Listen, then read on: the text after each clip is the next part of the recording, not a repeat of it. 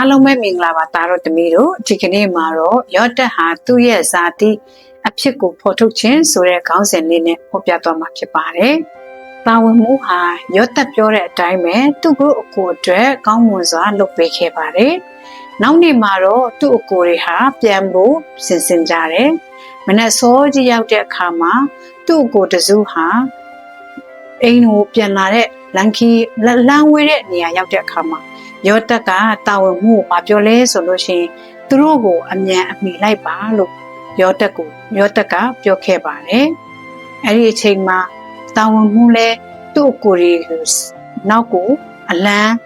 မိအောင်လိုက်လာခဲ့ပါတယ်။သူတို့တွေ့တဲ့အချိန်မှာတာဝန်မှုကပြောလဲဆိုလို့ရှိရင်အကိုတို့ဘာဖြစ်လို့ဒီလောက်ကျွန်တော်ရဲ့တခင်ကဒီလောက်ဂယုစိုက်ပြီးတော့တေချာလေးပြင်ဆင်ထားပြရက်သားနဲ့ဘာဖြစ်လို့ကျွန်တော်ရဲ့တခင်တောက်တော်ခွက်ကိုခိုးယူသွားကြလေဆိုပြီးတော့သူ့အကိုတွေကိုပြစ်တင်ဆွဆွဲခဲ့ပါတယ်။သူတို့အကိုကလည်းကျွန်တော်တို့ကိုဘာဖြစ်လို့တခိုးလို့ဆွဆွဲတာလဲဆိုပြီးတော့ပြန်ဖြေခဲ့ပါတယ်။အရင်တစ်ခေါက်ကဆန်စပါးဝယ်ခဲ့တဲ့ပတ်စံတောင်မှကျွန်တော်တို့ပြန်ပေးခဲ့တာပဲ။ကျွန်တော်တို့ယူပါမလား။စစ်ဆေးကြည့်ပါစစ်ဆေးလို့တွေးတဲ့သူရှိလို့ရှိရင်အဲ့ဒီအိတ်ပိုင်ရှင်ကိုတတ်ခဲ့ပါတတ်လို့ရပါတယ်လို့ပြန်ပြောခဲ့ပါတယ်ကျန်တဲ့လူတွေကိုတော့ဂျုံအဖြစ်ကျွန်တော်တို့ဂျုံခံပါမယ်ဆိုပြီးတော့သူတို့ဘက်ကနေပြီးတော့အမခံချက်ရှိပြန်လဲပြီးတော့ဖြည့်ရှင်းခဲ့ပါတယ်အဲ့ဒီလိုနဲ့သူတို့တွေဟာအိတ်ဒီကိုစီကိုအကုန်လုံးချပြီးတော့စစ်ဆေးကြည့်တဲ့အခါမှာသူတို့ညီအငယ်ဆုံးဖြစ်တဲ့ဘင်ဂျမင်ရဲ့အိတ်ထဲမှာသူ့တခင်တောက်တဲ့ငွေဖလားတော်ကိုတွေ့ရှိခဲ့ကြတယ်။အဲ့ဒါနဲ့သူတို့ဟာသူတို့ညီကိုအားလုံးကိုယောသတ်ရှိတဲ့နန်းတော်စီကိုခေါ်သွားခဲ့ကြပါတယ်။ယောသတ်ရဲ့နန်းတော်ရောက်တဲ့အခါမှာယောသတ်ကဘာပြောလဲဆိုလို့ရှိရင်မင်းတို့တွေဒီလိုလုပ်ရတာငါမတီးဘူးများထင်နေသလားဆိုပြီးတော့ညီအကိုတွေကိုမေးလိုက်ပါတယ်။သူတို့ထဲကအကိုကြီးဖြစ်တဲ့ယူဒာကကျွန်တော်အရှင်တခင်ဒီကိစ္စနဲ့ပတ်သက်ပြီးဘယ်လိုပြန်လျှောက်မှရောက်မှာလဲဖရာသခင်ကကျွန်တော်တို့အတွက်ပြစ်ဒဏ်ကိုပေးခဲ့ပြီးပါပြီဒီပြစ်ဒဏ်အတွက်ကျွန်တော်ဟာအကိုကြီးဖြစ်တဲ့အတွက်ကြောင့်ကျွန်တော်နဲ့အတူဖလားကိုတွေ့တဲ့ကျွန်တော်ရဲ့ညီအငယ်ဆုံးဘင်ဂျမင်ကတော့ကိုရော့ထံမှာကြုံခံရမှာပဲလို့ပြန်လျှောက်ခဲ့ပါတယ်အဲ့ဒါနဲ့ယောသတ်ကတော့ဘယ်လိုပြန်ဖြေလဲဆိုလို့ရှိရင်ဘယ်ဟုတ်ပါမလဲနော်ငါဖလားတွေ့ထားတဲ့သူဖြစ်တဲ့သူကပဲငါရဲ့ကြုံအဖြစ်နဲ့ရှိနေရမယ်ကျန်တဲ့လူကတော့နှုတ်အဖေစီမှာပြန်လို့ရပါပြီဆိုပြီးယောသတ်ကပြန်ပြောခဲ့ပါတယ်အဲ့ဒါနဲ့ယူဒဟာယောသတ်နာကိုချင်းကပ်ပြီးတော့တခင်ကိုရထန်တို့စကားတခုံးကိုတော့ရှောက်ခွင့်ပြုပါကျွန်ုပ်ပေါ်မှာတော့အပြစ်မတင်ပါနဲ့ဆိုပြီးတော့စူးစမ်းပြီးတော့တောင်းပန်ရှာတယ်ယူဒကတခင်ကကျွန်တော်တို့ကိုတင်းအဖရှိသလားတင်းရဲ့ညီရှိသလားလို့မေးတဲ့အခါမှာကျွန်တော်တို့မှာအသက်ကြီးတဲ့အဖရှိပါတယ်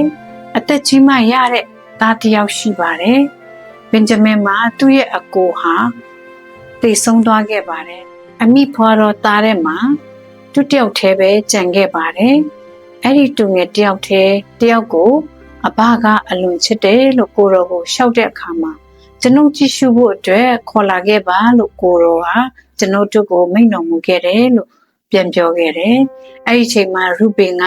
ဘာပြန်ပြောလဲဆိုလို့ရှိရင်ဒီတူငယ်ကိုတခင်အဘနဲ့ခွာလို့ရှိရင်အဘတည်ပါလိမ့်မယ်လို့ပြန်ပြောခဲ့တယ်။ကျွန်တော်တို့အိမ်ပြန်ရောက်ခဲ့ရင်လည်းအဘရဲ့အသက်ဟာတူငယ်မပါဘူးဆိုလို့ရှိရင်သူ့ကိုတက်ရကြပါလိမ့်မယ်ဆိုပြီးပြန်လျှောက်ခဲ့တယ်။ဒါကြောင့်မို့သူငယ်အစားကျွန်တော်ကိုယ်တိုင်တခင်ရဲ့အနားမှာကျုံအဖြစ်နဲ့လုပ်ပါရစေဆိုပြီးတော့ရူဘင်ဟာယောသတ်ပေါ်မှာပြောဆိုခဲ့ပါတယ်။နောက်ဆုံးတော့ယောသတ်ဟာမိမိရဲ့ပတ်ဝန်းကျင်မှာရှိတဲ့လူတွေကိုထွက်သွားခိုင်းပြီးတော့မိမိစိတ်ထဲမှာရှိတဲ့အိန္ဒြေတွေကိုချုပ်တီးလို့မရတဲ့အခါမှာမိမိညီအကိုရရှိမှမိမိရဲ့ဇာတိအဖြစ်ကိုဟောပြခဲ့ပါတယ်။ယောသတ်ဟာအတန်အကျဲကြီးနဲ့အော်ဟစ်ပြီးတော့ငိုကြွေးတယ်သူ့ငိုကြွေးတံကိုကုထုပိနန်းတော်ရဲ့အထိကြားရတယ်ဆိုတာကိုတမန်ကျမ်းစာထဲမှာတွေ့ရပါတယ်။ ယောတက်ဟာသူ့ကိုယ်တူလဲကျွန်ုပ်ဟာယောတက်ဖြစ်တယ်ဆိုတဲ့အကြောင်းကိုသူ့ညီအကိုတွေကိုပြောပြခဲ့တယ်သူ့ညီအကိုတွေကလည်းတန်တောနဲ့မိန်မောပြီးဘာမှမပြောနိုင်အောင်ငိုင်ကြသွားတော့လေယောတက်ကသူ့ညီအကိုတွေကိုကိုတို့ငါထံကိုလာပြီးချင်းကပ်ကြပါဦးကျွန်ုပ်ဟာယောတက်အစ်စ်ဖြစ်ပါတယ်အေဂုတုပြည်ကိုရောင်းစားတဲ့ယောတက်အစ်စ်ဖြစ်ပါတယ်ဆိုတာကိုယောတက်ကပြောပြတဲ့အခါမှာယောတက်ကပြန်နေပြီးတော့ရောင်းစားချင်းခံလိုက်ရောင်းစားလိုက်ရဲ့အတွက်ကြောင့်မို့အကိုတို့ဒေါသမဖြစ်ပါနဲ့နောင်တမရပါနဲ့ဖရာသခင်ကလူတွေအတက်ဆောင်းမဖို့အတွက်ကျွန်ုပ်ကိုဆေလွတ်ထားတာဖြစ်ပါတယ်ယခုအချိန်မှာအဆောင်ခေါင်းပေါင်းခြင်းက2 နှစ်ပြီးဆုံးသွားပါပြီစိုက်ပျိုးခြင်းတွေလေလုတ်ခြင်းတွေလုံးလို့မရတော့တဲ့အစာခေါင်းပါခြင်းနဲ့9 နှစ်ကြာမှသေးတယ်ဆိုပြီးတော့ယောတက်ကပြန်လည်ပြောဆိုခဲ့ပါတယ်အဘကိုလည်းဒီအကြောင်းကိုအမြန်တော့ပြောပါဆိုပြီးတော့ယောတက်ကဆေလွတ်ခဲ့တယ်အဘကိုလည်းသူ့ရဲ့သားယောတက်ကိုဖျားသခင်ကအေဂုတုပြည်ကိုအုပ်စိုးဖို့အတွက်သခင်နေရာမှာခံထားပေးခဲ့တယ်ဆိုတဲ့အကြောင်းကိုအဘကိုပြန်ပြောဖို့သူတို့ဆေလွတ်လိုက်တာဖြစ်ပါတယ်ပြီးတဲ့အခါမှာအဘနေဖို့အတွက်ဂေါရှင်အရက်ကိုပြင်ဆင်ထားပါမယ်ဂေါရှင်အရက်မှာဆိုလို့ရှိရင်ယောတက်နဲ့အနည်းဆုံးအနေရာမှာဖြစ်ပြီးတော့အဲ့ဒီနေရာမှာသူ့ရဲ့သားမြေးတွေနဲ့တိုးနွားအိမ်သူအိမ်သားသူ့မှာပိုင်ဆိုင်တဲ့အရာတွေကိုအကုန်လုံးပြောင်းရွှေ့ပြီးတော့လာကြဖို့အတွက်ယောတက်ကသူ့ကိုခေါ်ဆိုခဲ့ပါတယ်ယောတက်လည်းသူ့ညီဘင်ဂျမင်ဘက်ကိုလှည့်ပြီးတော့သူ့ညီရဲ့လေပင်ကိုဖက်ပြီးငိုခဲ့ပါတယ်သူညီကလည်းသူ့ကိုရဲ့လေပင်ဖက်ပြီးငိုပြီးတဲ့အခါမှာသူတို့ညီကိုတွေအချင်းချင်းအပြစ်တွေခွင့်လွှတ်ပြီးတဲ့အခါမှာကောင်းမှုဆုံးရှက်ကြောက်ခြင်းမရှိဘဲနဲ့အကောင်းမွန်ဆုံးညီကိုကဲ့သို့ပေါင်းတင်ဆက်ဆံပြီးစကားစမြည်ပြောခဲ့ကြပါတယ်။ယောတက်ဟာလည်းသူ့ရဲ့အဘကိုအမြန်တော့ခေါ်ဖို့နဲ့အတူတူ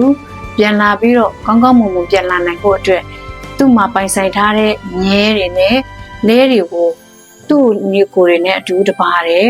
လွတ်လိုက်ပါတယ်။သူတို့ဟာဆိုလို့ရှိရင်ပြန်ချက်ချင်းပြန်လာဖို့အတွက်အဘကိုပါခေါ်လာဖို့အတွက်သူတို့ဟာပြင်ဆင်ထားလက်ရှိတယ်ဆိုတဲ့အကြောင်းကိုဒီပုံပြင်ကနေဖော်ပြပါရစေအားလုံးပဲကျေးဇူးတင်ပါတယ်ဘိုင်ဘိုင်